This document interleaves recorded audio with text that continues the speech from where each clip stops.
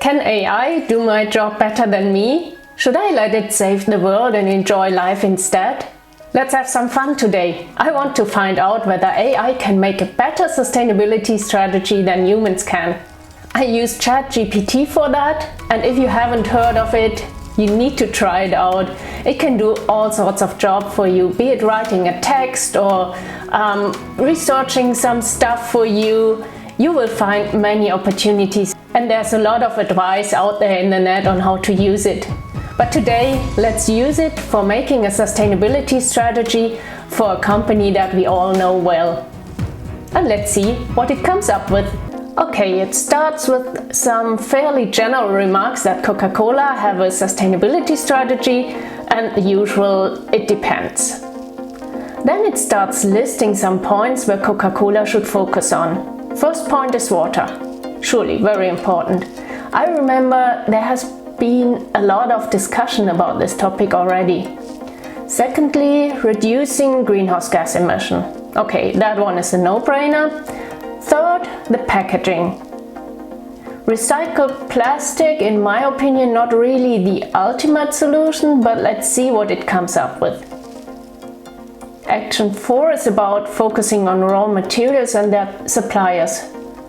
Yeah, the supply chain is important for every company. Action 5 is about community engagement and their production sites. Action 6 is about health and wellness. It seems this chatbot knows that there are better alternatives than sugar and that maybe water could also be a good option to drink. Action 7 is then one of the core concepts of sustainability: transparency and accountability. Again, a no-brainer.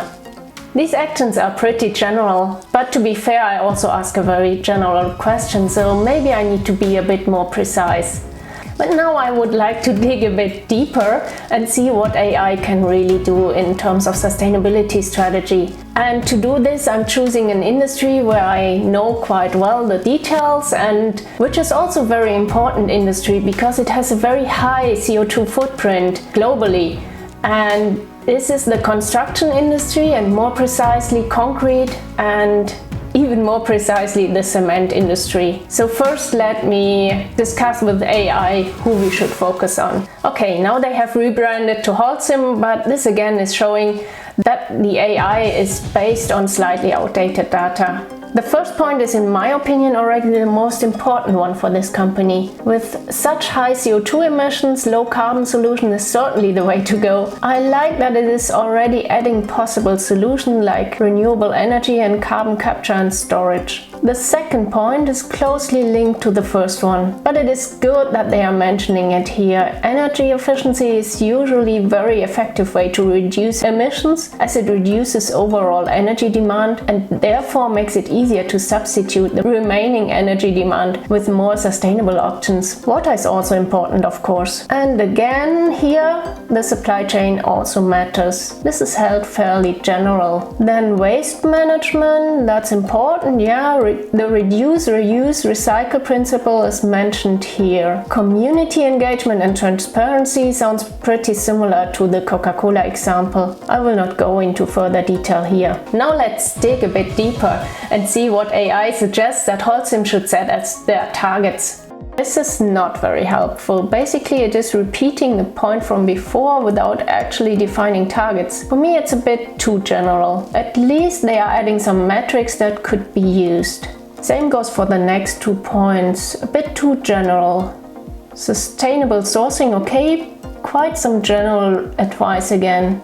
Plus FSC certification? This is interesting. How much wood are they using for cement production? How important would that be? Then community engagement, counting activities and certifications. I am not sure about this next part. ISO 20000 I get, but the GRI is a standard and not a certification. That's strange. The next point then gives again some metrics, and here we have cited certifications correctly. Probably I should ask a bit more specific if I want to have more specific answers. AI still can't read my mind. Okay, renewable energies. That always makes sense to reduce carbon emissions. Next is energy efficiency, also always a good idea. Then carbon capture and storage. Interesting that AI is not looking at the use of carbon, especially as the cutoff time in 2021 there were already technologies available to use carbon in concrete production, so very close to the business. The fuel switching could be seen as an interim possibility, in my opinion probably not the best option to follow. Now it gets to the point with clinker substitution.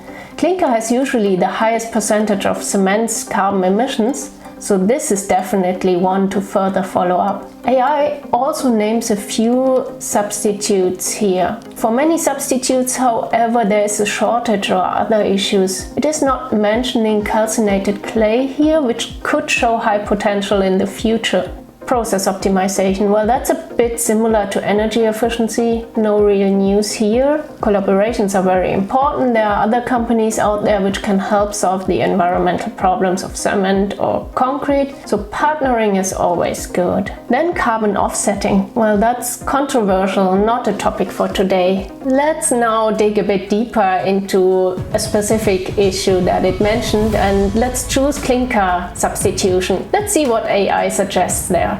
Okay, it's summarizing my questions with some of the former outcomes. The quality is certainly a big challenge, but it's not providing solutions to this. Well, I did not ask for solutions, to be fair. Okay, now we are tapping into the availability issue. This certainly is a big problem. Fly ash, for example, is a byproduct from coal burning, which we want to substitute for a more sustainable future. Sure, the cost might go up, but then it might also go down depending on the materials used. Yes, that's the next valid point. How to handle these cements and concretes involves some knowledge. Regulations are certainly a big barrier. Well spotted. This is always a difficult point, especially with the strict standards. The properties can vary a lot, that's also right. And here we are back to the first point of quality.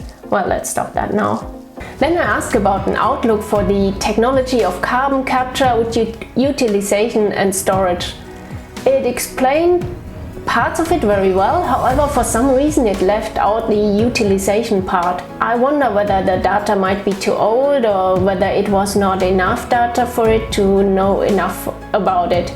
But this is showing a big gap. Then AI foresees legislation changes, rising investor interest and falling costs for the technology. It also sees that this technology could be a key technology for the cement industry. Then I want to find out whether AI can serve as a crystal ball, and I ask it about when it thinks that this technology, so carbon capture, utilization and storage, will be available in mass scale.